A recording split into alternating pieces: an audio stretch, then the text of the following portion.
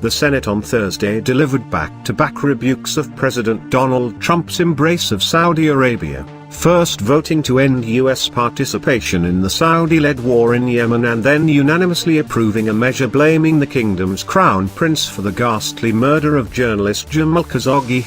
Together, the dual actions represent an unambiguous rejection of Trump's continued defense of Saudi leaders in the face of a CIA assessment that concluded Crown Prince Mohammed bin Salman likely ordered and monitored Khashoggi's killing October 2 inside a Saudi consulate in Istanbul.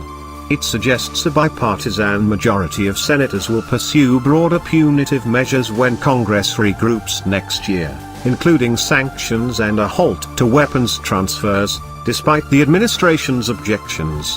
What we showed in this vote today is that Republicans and Democrats are ready to get back in the business of working with the president, and sometimes against a president, to set the foreign policy of this nation, said Senator Chris Murphy, D. Connecticut, a longtime advocate for checking Saudi Arabia's regional expansion. The United States has said, through the Senate, that our support for the Saudi coalition is no longer open-ended. The unanimous vote to hold Mohammed responsible for Khashoggi's murder reflects the extent to which senators in both parties have grown tired of Trump's continued defense of Mohammed's denials. It also puts significant pressure on leaders in the House, where the president's Saudi policy is far more divisive, to allow for a similar vote to condemn the Crown Prince before the end of the year.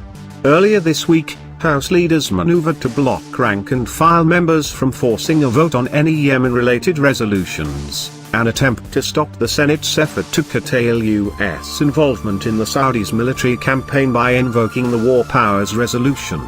Senators voted 56-41 on Thursday to support the Yemen resolution, put forward by Sens. Bernie Sanders, IVT, and Mike Lee, Utah, after 7 Republicans joined all Senate Democrats to back the measure. That figure strongly suggests a majority of the Republican-led Senate will challenge Trump on his Saudi policy next year, alongside a Democratic-led House, whose incoming leaders also have promised to be proactive about demanding changes to the status quo.